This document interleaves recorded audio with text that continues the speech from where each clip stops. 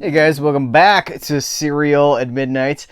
This is our monthly Kino Lorber Spotlight where we look at every single release coming from Kino Lorber and all of their partner labels. And we've got, let's see, 1, 2, 3, 4, 5, 6 4Ks, 3 Kino Cult titles, and so much more than that. Thanks to Kino Lorber for sending these titles over. 28 titles in this one monthly haul. That's crazy. And thanks to you guys for tuning in every single month to make this, to make these videos a success. I'm grateful to all of you guys. So let's kick it off with the 4Ks. I'm starting with my favorite, The Cat and the Canary. This is the landmark 1927 horror movie that really, I am not overstating it when I say that this is pretty much the movie that invents the horror movie. There had certainly been,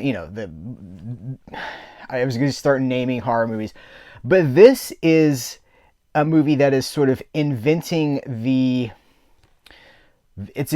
haunted house movie. It's inventing the, sort of that Universal style, and it's just, it's creating it, all of it. Now a lot of it comes from the theater, like stage theater that had been going on for much longer, but I really do just adore The Cat and the Canary. So this was released last year, I think it was, from a different label, and I did a full video just about this movie, so I'm going to link to that here and perhaps in the comments below. But this is a 4K restoration from the original nitrate prints. Super rare, man. So many people can't handle nitrate because it's so flammable and fragile and destructible that we don't see this a lot. This is very cool. Audio commentary by film historian David Del Val and silent film expert Randy Haberkamp. Audio commentary by film historian Anthony Slide, and Rebus Film Number 1, a 1925 short film by Paul Linney. Now that is in standard definition, but just look, I mean, it's wonderful. And we do have alternate cover art for this, which I also love. And I hope that if this is in your Halloween plans, I hope that let me double check the artwork on this. Yeah, I think I flipped around all the artwork that's reversible already. I will say some of the artwork that is reversible here, they chose the artwork to face out that they chose for a reason. And so when I show you the alternate artwork, I might not comment on it, just to not, because these are automatically subtitled. You can see it for yourself. So The Cat and the Canary, love it. The Bone Collector, and this is a movie, saw this in theaters when it was new. This is 1999. I feel like this movie exists because of the success of Seven a few years earlier. But I need to see it again because I don't remember a whole lot about it. I remember liking it. Denzel Washington, Angelina Jolie, Queen Latifah, Michael Rooker, Mike McClone. Is that who that is? Let's see. Mike McClone, Louis Guzman, Wieland Orser, and Ed O'Neill. It's a cast, man. We don't get that kind of ensemble cast very much these days. This is from Universal, 4K, Dolby Vision HDR Master from a 4K scan of the original camera negative. We got an audio commentary by director Philip Noyce, audio commentary by film historians Steve Mitchell and Edwin Samuelson, audio commentary by novelist critic Kim Newman and writer-journalist Barry Forshaw. Spotlights on location, making a featurette, and the theatrical trailer. This looks very Seven inspired to me. Do you see what I'm saying? Not necessarily this, but this with the grittiness and that whole just that very scratchy, scungy kind of a look. This is fun. We got Death Wish 3 on 4K. It's amazing. 4K and Blu-ray. What's the tag? He's back in New York, bringing justice to the streets. Brand new HDR Dolby Vision Master from a 4K scan with a 35mm original camera negative. Audio commentary by film historian Paul Talbot, the author of the Bronson's Loose Books. Audio commentary by film historian Steve Mitchell and Nathaniel Thompson. Alternate ending with optional commentary by Steve Mitchell and Nathaniel Thompson. And an interview with actor Kirk Taylor in the theatrical trailer. I don't remember if no alternate artwork on this one. By the way, I'm trying to move as quickly as possible because we have 28 titles to get through. Dust Devil on 4K. I don't know that I've ever seen Dust Devil. The name sounds familiar to me, but when I was trying to place it, and I've by the time you see this video, I've been on the road for about 2 weeks of October, so I just have not had time to. There's the Lone Pine Film Festival. There were some other things, and so I'm catching up with a lot of this stuff. And some of this stuff just arrived, too, as I'm recording this video. But this is a film by Richard Stanley. We've got a brand new HDR Dolby Vision Master from a 4K scan of the 35mm original camera negative, approved by director Richard Stanley. This comes from Paramount. I wonder if our pal Charlotte Barker worked on this. Audio commentary by writer-director Richard Stanley on the director's cut. Okay, so there's two cuts. The director's cut is 108 minutes, and the other cut, the theatrical cut, is 88 minutes, if I have those in the right order. Richard Stanley, Dust Devil and Other Misadventures is a 2006 interview with contributions by composer Simon Boswell, original storyboards and Polaroids in the original 16mm trailer and theatrical trailer. And I know there's alternate artwork for this, which I really like. Here's another one I don't recall. This is Rampage on 4K. It's a Friedkin film. I honestly, I'm like, have I seen Rampage? You know, we all got gaps. This is Michael Biehn. Let's see, Alex MacArthur, Nicholas Campbell, Deborah Van Valkenburg. Let's see. Directed by William Friedkin. Who wrote it? Screenplay by William Friedkin. All right, well, I have homework to do. So we all got gaps, you know what I'm saying? Brand new HDR Dolby Vision Master from a 4K scan of the 35mm original camera negative on the original cut. This is another one with two cuts, a 96-minute cut and a 91-minute cut. Audio commentary by film historians Howard S. Berger and Nathaniel Thompson on both cuts. Where's the Blood? Interview with actor Alex MacArthur. Psychotic Vampire interview with true crime writer Harold Schechter, and the theatrical trailer. Is this the same artwork? The terrifying thriller from William Friedkin, the director of The French Connection and The Exorcist. Have you guys heard of? No, I'm just kidding. All right, this isn't. I order these deliberately because of the way that I want to talk about them. So this is a 4K of a Kino Cult release. This is Kino Cult 37.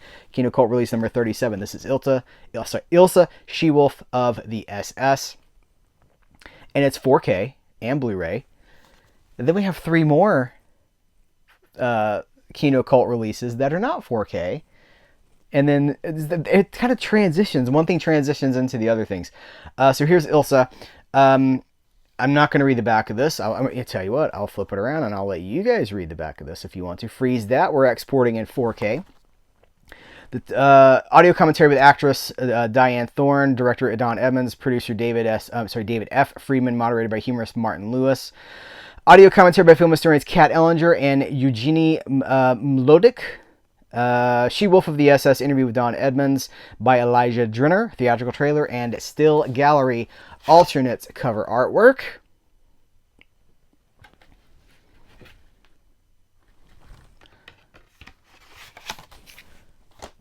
Not 4K, but more Kino Cult. This is number 38. That was 37. This is 38.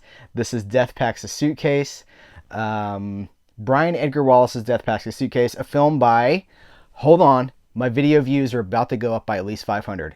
Filmed by Jess Franco. They just came. They just arrived for Jess Franco. 500 people just showed up for Jess Franco. You could hear them coming. Just my little joke because of the cult fandom of Jess Franco. And it is a dedicated, diehard cult of Jess Franco. This is fun that we have this on Blu-ray. Audio commentary by film historians Troy Howarth and Nathaniel Thompson. I don't think... Yeah, there's no alternate artwork here. And then here's another... See, this is interesting to me. Follow me here. This is number 39 of the Kino Cult line. This is Dan Curtis's classic Monsters. Dan Curtis is, of course, the guy behind Dark Shadows. What did they say? This has been a Dan Curtis production. By the way, people talk to me often in the comments of my videos, and they're like, what happened to Dark Shadows? Why did you stop watching Dark Shadows? I made 2 videos. I was doing them in like 50 episode chunks, and I got to episode 100 and something. And then it was just too much. You know, people said when I got that box set, that box set was a gift to me from a viewer, and I'm so grateful to that person for sending that to me. Huge gift. And that's all documented here on the channel. Search for Dark Shadows on my channel, and you'll find the unboxing video, the thank you video, and then starting to watch them. And people said, don't start with episode 1 because Barnabas doesn't show up until, I don't know, it's like episode 200 or something like that. And they're like, you're not going to make it if you just try to power through all the first 200 episodes while they're trying to figure out what the show is. And I was like, I'm a completist. And I'm neurodivergent and I'm on the spectrum. I'm like, I have to do this. I have to do this. 1, 2, 3, 4, 5. You guys don't understand. I have to. And I got to the third chunk of those, and I was just like, I gotta take a little bit of a break. And that was like a year and a half ago, and I have not gotten back into it. But you know, I want to. I'll tell you what was going on. If you know Dark Shadows, Matthew, the groundskeeper, or the house, you know, Matthew had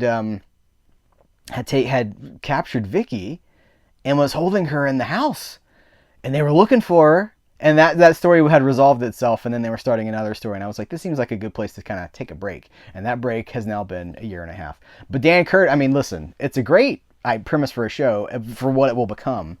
And I totally get why it's iconic. But widely acclaimed for having modernized television horror in the 1960s and 70s, producer Dan Curtis, Dark Shadows and The Night Stalker, also embraced more traditional approaches. The special edition presents Curtis made-for-TV versions of 3 foundational monsters of filmdom, adapted by Richard Matheson, Somewhere in Time, and starring Jack Palance from Shane. Dracula was filmed in Eastern Europe and was the first film to make a connection between Bram Stoker's vampire and Vlad the Impaler. This collection also features 2 shot-on-video productions adapted to HD for this edition. Bo Svensson, Walking Tall Part 2, portrays the heartbreakingly childlike monster of Mary Shelley's Frankenstein. Robert Louis Stevenson's The Strange Case of Dr. Jekyll and Mr. Hyde features a ferocious performance by Palance as the scientist who unbridles the deepest, darkest urges of the human animal. So they got an introduction to all of the films by Jeff Thompson, author of The Television Horrors of Dan Curtis, Dracula audio commentary by Mark Davidziak, I believe is the pronunciation. Author of Produced and Directed by Dan Curtis. Dracula interview with actor Jack Palance. Dracula interview with producer-director Dan Curtis. Dracula Spanish language soundtrack. Dracula alternate footage and scenes. Frankenstein audio commentary by film scholar Rodney F. Is that F? Yeah, Rodney F. Hill. Frankenstein audio commentary by actors Robert Foxworth and John Carlin. Frankenstein's the ABC TV Wide World Mystery promos. That's cool. They got the original TV promos. Dr. Jekyll and Mr. Hyde audio commentary by author, artist, and film historian Stephen R. Bissett, and interview with makeup effects artist Dick Smith. 343 minutes. I love that they've gone with Palance here on the cover art. And I don't think, no, there's nothing alternate here. It's a 2-disc set. So again, this is Kino Cult number 39. And then we go to Dan Curtis's Dead of Night, which is not a Kino Cult. Well, why is the one and not the other? From the legendary dark minds of producer Dan Curtis, Dark Shadows, The Night Stalker, Trilogy of Terror, and writer Richard Matheson, Tales of Terror, The Last Man on Earth, Twilight. I love The Last Man on Earth. It's the I Am Legend. Is that the first adaptation of I Am Legend? It's got Vincent Price in it. It's good. But none of it touches Richard Matheson's original novella, which is just impeccable. Comes this thrilling triptych of spellbinding stories. Second chances. After buying an automobile, Frank, Ed Begley Jr. I'm just going to tell you the cast. So it's Ed Begley Jr., it is Jack Finney from Invasion of the Body Snatchers, and it is Anjanette Comer, Lee H. Montgomery, and Joan Hackett is the cast of these. I would say Patrick McNee. Who else do we want to talk about? Oh, Elisha Cook Jr. Get out of town.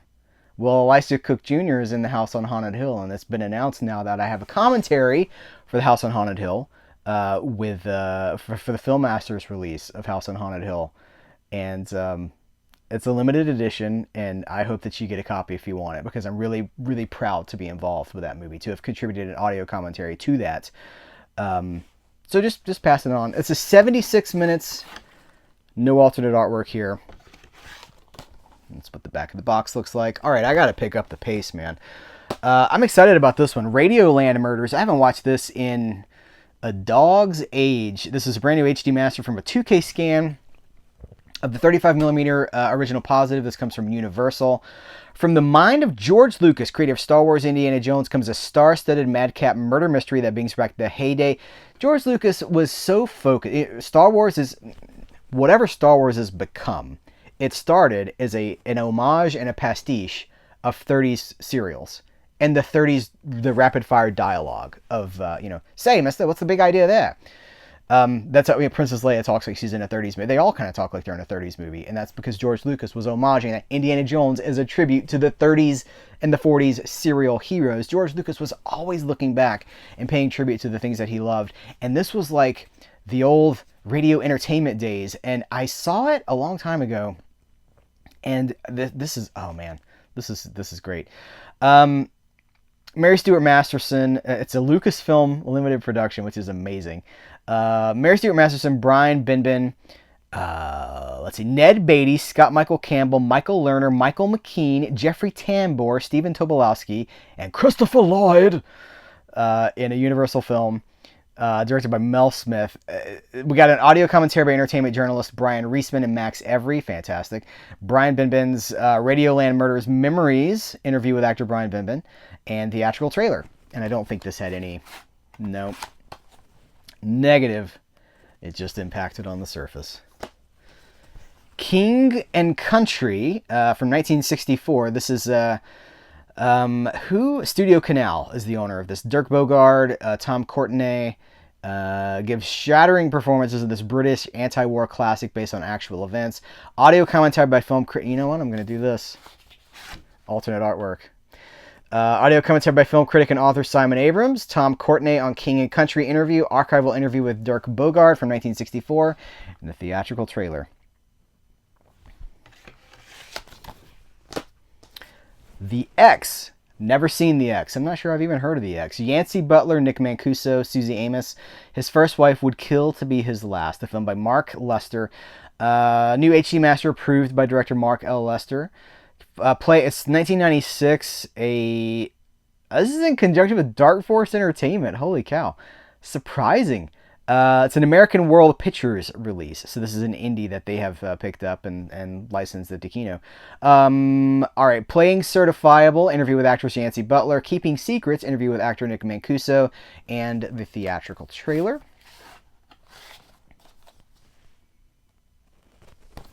All right. Going deep, getting deeper. For Whom the Bell Tolls. This is good stuff, man. Gary Cooper, Ingrid Bergman, from the celebrated novel by Ernest Hemingway, produced and directed by Sam Wood. No restoration notes on this one. It doesn't say that it's new. This comes from Universal in conjunction with the UCLA Library. So I gather this has been restored for a while because it doesn't say new. But audio commentary by film historian David Del Valle and film historian producer Dan Marino. Theatrical trailer.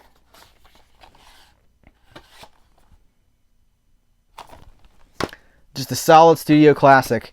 Are these all? Yes, these are all international films. Last Known Address is this from Studio Canal? This is from Studio Canal. This is, yep. I see. I knew what I was doing. I did this all. It's all according to the plan. See, Lino Ventura, Marlena Gilbert. Last Known Address, a film by Jose Giovanni. This is got a 2020 4K restoration by Studio Canal.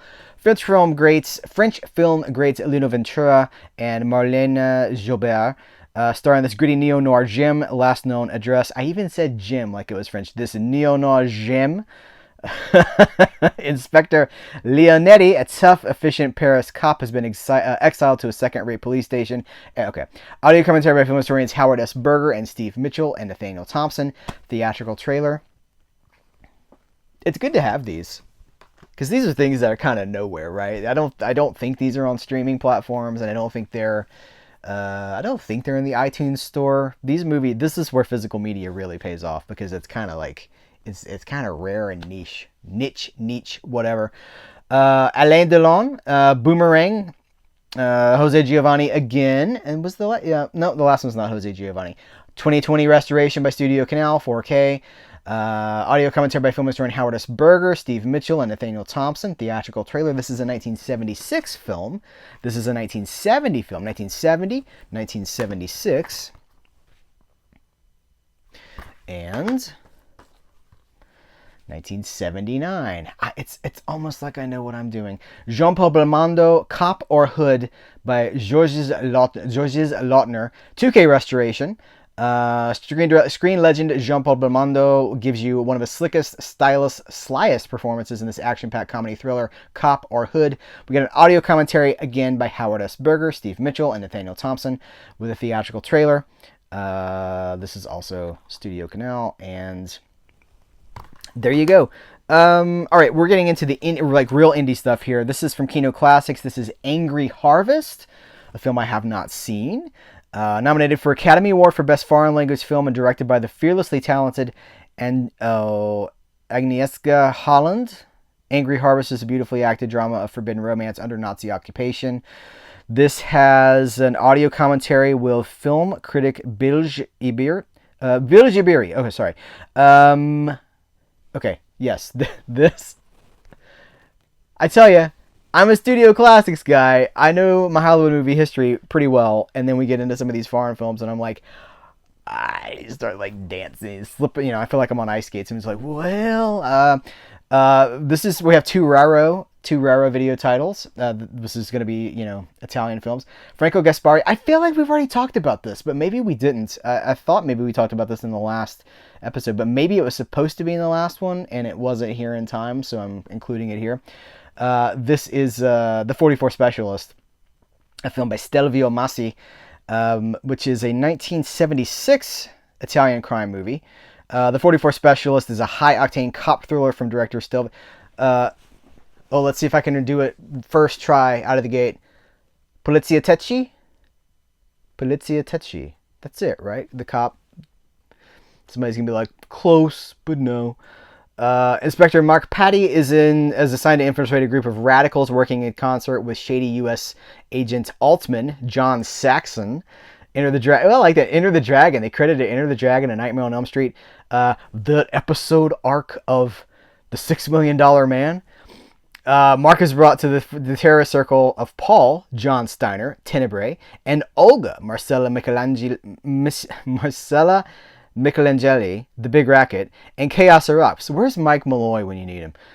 He knows all this stuff like the back of his hand, I think. The undercover cop discovers uncomfortable truths as he gets embroiled in their acts of political violence. We got an audio commentary by film historian Rachel Nisbet, also an English audio track and a trailer. And then one more from Lamberto Bava. Body Puzzle is... I like the art on this too. I've never seen this movie. Body Puzzle is a thrillingly macabre slasher movie from Giallo master Lamberto Bava about demons. It tells the tragic story of the mourning widow, Tracy, Joanna Pacula from Gorky Park. Down in Gorky Park, listening to the winds of change. We just stopped this video so I could homage the Scorpions. You know what, I'm not going to... Audio commentary, film historians, and host of Wild Wild podcast, Adrian Smith and Rod Barnett. Alternate Italian audio track with optional English subtitles. I mean, I feel like Lamberto Bava sells himself, so that's enough. You guys... I said... What did I say? Thrillingly macabre slasher, and people immediately left this video and went to buy this.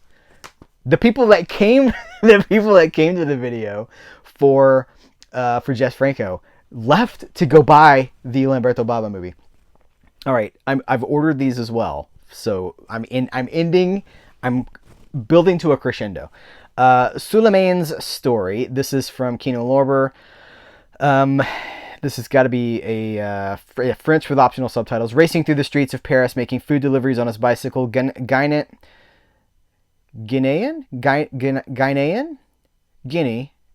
Oh boy. I'm so tired, man. I'm so tired. I've been making so many videos trying to catch back up from being out of town. Is struggling to stay afloat. In 2 days he has to report to an asylum application for an asylum application interview where he must plead his case to an immigrant officer who will determine his future in France. As he rides, he repeats his story, but Suleiman is not ready. Drawing inspiration from Christian Mungi's 4 months, 3 weeks, and 2 days, and evoking the humanist films of Dardenne, Boris Loshkin's urgent, propulsive third feature, Never Leave. Okay. No special features here. Offers tension, bleeding edge emotion, and social commentary on a hot button issue. Abao Sangare is magnetic, says Screen Daily. All right. Flip that around. It's got this is an official entry of Cannes and a winner of 4 Caesar Awards. This is a big deal. Kino Lorber has been talking about this movie.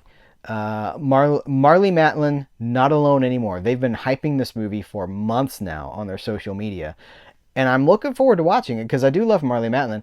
An engaging, exuberant portrait touches on deaf identity and expression in a way that very few films have done, says The Hollywood Reporter. A tribute to the trailblazing to a trailblazer long overdue her flowers, says RogerEbert.com.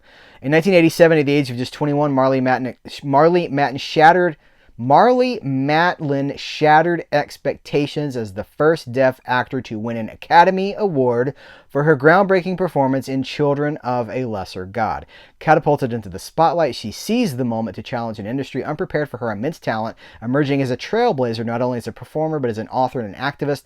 Matlin's incredible journey continued with a standout roles in acclaimed project. Okay, I'm going to skip ahead. Director Shoshana Stern reimagines traditional documentary storytelling, elevating ASL as the film's heart and soul while removing conventional voiceovers and including open captions, creating an authentic and visually immersive experience. Through split-screen interviews with both deaf and hearing contributors, the film weaves a poignant and inspiring narrative of Matlin's legendary career, highlighting her tireless fight for inclusion and representation in an entertainment world that at first had no place for her. Bonus features, outtakes, Q&A with director Shoshana Stern and star Marlee Matlin, moderated by writer Esther Zuckerman, and the theatrical trailer. Slate says it's a revelation. Screen International says it's illuminating. I've heard a lot of great things about this. It was a Sundance pick, a Tribeca Festival pick, South by Southwest pick. Lots and lots of prestige. I fully expect there to be Academy Award buzz around this movie in early 2026 for the next Oscars. Maybe she'll get another one. Name of the Game from Kino Lorber. This is I was like, can I show this? I can probably show this. In the shadow of Chippendales, male exotic dancers in South Central Los Angeles thrived from the late 1980s until the early 2000s, while clubs like the Right Track, Tigers, and the Boom Boom Room open 7 nights a week, and the dancers become local legends. In Name of the Game, we follow the lives of several past and current male dancers and the women that supported them, both as fans and managers, to learn the untold story of black male exotic dancers in Southern California and how it intersects with the origins of hip-hop, gang culture, and kung fu assassins. In interviewing performances, we learn behind-the-scenes reality of the male exotic industry as it's never before been told, unfiltered, uncensored, and uncut. I think there's a slight pun to the uncut, uncensored part there. Bonus features deleted and extended scenes in the theatrical trailer. It's kind of a bummer for everything we're going to talk about from here on out, that there's no Blu-rays for these. Now, there will be like an HD digital file from somebody, but these are DVDs, and that's kind of a shame. Shoshana. This is, let's see, where is this from? In this edge-of-your-seat thriller inspired by real events, a British police officer and a Jewish woman fall in love amidst the political turmoil of 1930s Tel Aviv. With British control over Palestine precarious and conflict inevitable, everyone is forced to choose a side. From acclaimed director Michael Winterbottom. Oh, the Trip, A Mighty Heart. No special features whatsoever. It's a Greenwich title.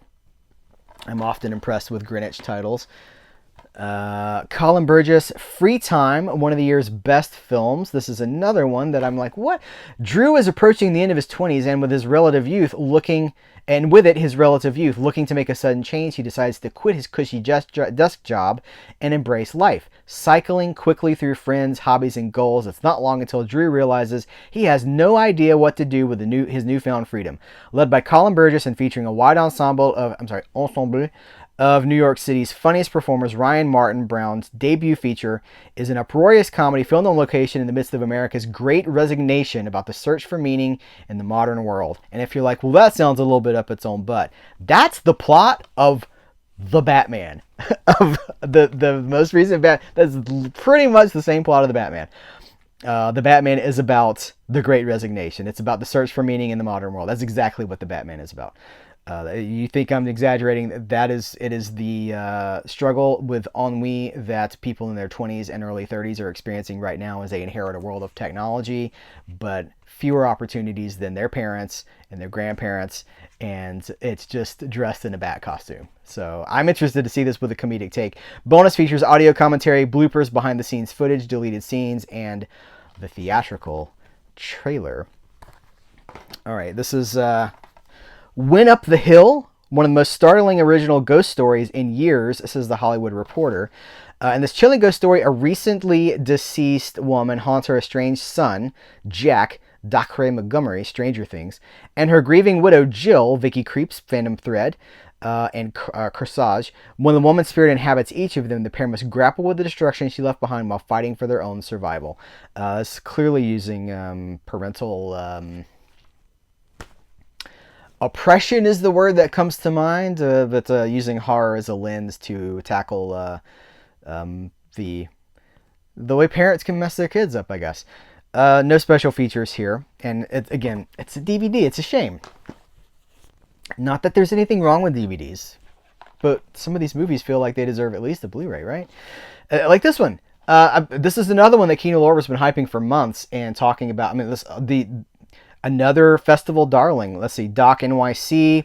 Oh, that's very small print. The Jewish Film Festival, official selection of Santa Barbara Film Festival, I think it says. A charming introduction to the remarkable art. What did I say the title? Sherry and Lamb Chop. If you have no idea what this is, if you have no idea who Sherry and Lamb Chop are, this was a kids show that ran for a long time. And it was a lady with a sock puppet. But, I mean, she reached millions of people. This was a big deal. This was like Howdy Doody level success. And if you're like, who's Howdy Doody? I heard, I have to say things like this because recently I was listening to an interview with a very famous actress, and somebody mentioned W.C. Fields, and she said, who's I don't know who that is. And I was just, I was like, I had to sit down. Like, hold on, what? I feel dizzy. Before Fred Rogers and Jim Henson, there was Sherry Lewis, a children's television pioneer whose whimsical characters and ebullient, a nice use of ebullient spirit, have guided generations of children as they came of age. Raised in the Bronx by a proud feminist mother and her professor father who moonlighted as Peter Pan the Magic Man, Sherry became a multi-talented dancer, singer, and magician, but when an injury sidelined her dance aspirations, she channeled her creativity and her passion for ventriloquism, creating a new beloved sock puppet characters, Charlie Horse, Hush Puppy, and of course, Lamb Chop. From her early years in TV success to the crush of her show's cancellation in the 1990s, isn't that crazy? To her comeback in her 60s, Lisa Diapolito's heartfelt doc charts the life, loves, and career hits and misses of the spunky perfectionist whose talents and perseverance stand as a testament to women's power and forever changes the landscapes of children's entertainment. Featuring interviews with ventriloquists inspired, this is the word, the price of admission. Interviews with ventriloquists inspired by Lewis alongside nostalgia-rich clips and home movies, the vibrant portrait brims with the same warmth, wit, and magic that defines her, celebrating the power of imagination and the inner child within. And there are no special features. They're like, con! Why? This is terrible. Okay, we're building up. These are my personal picks. I like to, again, I elevate it. We're building to something. Hans Zimmer and Friends, Diamond in the Desert. Hans Zimmer, of course, the composer.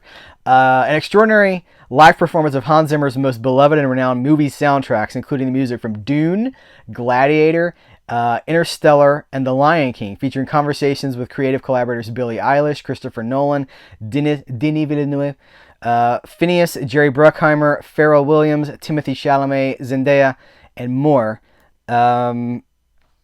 Here's a list. Okay, is that the same? Who did they not mention? Jerry Bruckheimer, Johnny Marr. I guess they covered most. Oh, there's more here at the bottom. Oh, that's the band. Music performed by the Disruptive Collective. Okay. And it's DVD. It's Hans Zimmer movie scores, and it's a DVD, and there's no special features. And that just, I was like, ugh. There's not like one deleted performance. All right, and here's, I saved the best for last. This is my personal pick, okay? This is the one that, well, Heath said, Angel Headed Hipster. The songs of Mark Bolan and T-Rex. Oh yeah, you know I had to end with this one. With David Bowie, Elton John, Ringo Starr, U2, Nick Cave, Joan Jett, Macy Gray, Father John Misty, Billy Idol, John Cameron Mitchell, and more. A must-see look at the life of an icon, says Rolling Stone UK. Celebrates a subversive glam rock figure who was well ahead of his time, says the London Standard. Bolan's electric warrior spirit shines through, says the Irish Times. Angel-Headed Hipster is a raucously entertaining documentary about the complex revolutionary music and lyrics of Mark Bolan and T-Rex, the glam rock powerhouse behind Bang a Gong, Get It On, and other iconic songs, featuring archival performances and interviews with Elton John, Ringo Starr, David Bowie, plus filmed musical interpretations by artists such as Nick Cave, John Cameron Mitchell, Joan Jett, Macy Gray, U2, and Father John Misty. Bonus features, we have, it's a DVD, but we have bonus features. Nick Cave performs Cosmic Dancer, an exclusive interview. Joan Jett performs a performance of Jeepster. I'm just a Jeepster for your love. An exclusive interview with Joan Jett. Audio commentary with director Ethan Silverman and producer Bill Kerbishley, and the theatrical trailer. So, but why no 4K? Why no 4K? I should have worn my Why no 4K shirt, because man, if ever, both the Hans Zimmer thing and the Mark Bolan thing, I'm like, what are you doing with the DVD, man? Listen, to be clear, I watch DVDs like, I don't know, multiple times a week, because you guys know my midlife crisis is B-Westerns, and there's no Blu-rays for B-Westerns. We got Alpha Video for most of that stuff, and I'm grateful for it. My friend Brian Craig keeping that stuff alive. But, you know, some of this stuff like this is new. This is now. This is fresh. This is happening. Mark Bolan, T-Rex, come on, man, what are you talking about? All right, guys, that's going to do it for this Kino Lorber Spotlight. Again, thanks. It's so much fun to do these, because it's you know, kid in a candy store kind of. It's not all my cup of tea, obviously. I'm not into everything that's here, but I'm into a lot of it. And to be able to talk to you guys about it, to be able to say like, hey, The Cat and the Canary is on 4K in the United States, and it is good. It's just fun. It's just exciting. So thank you guys for hanging out with me. Links are in the description of this episode. If you want to support Serial at Midnight, you can become a member, you can become a Patreon supporter, you can support the eBay store. You can, I mean, man, my goodness, there's all kinds of ways that you can get involved. The thing I started saying is, if you're not happy with a bowl of cereal and you want more, there's a whole box waiting on you. Just go to the links below. Thank you guys. Thanks to Kino Lorber. Take care. Hey, which of these have you seen? Let's talk about some movies. We talk so, I gotta remember to do this. We talk so much about paper and plastic and formats and DVDs and Blu-rays and 4Ks. Let's talk about some movies. Which of these have you seen? Have you seen Dust Devil? Do you recommend it? Do you not recommend it? Would you stay away from some of these movies? Let's talk about them in the comments below. Thank you guys. I appreciate you. Take care. Till next time, I will catch you later.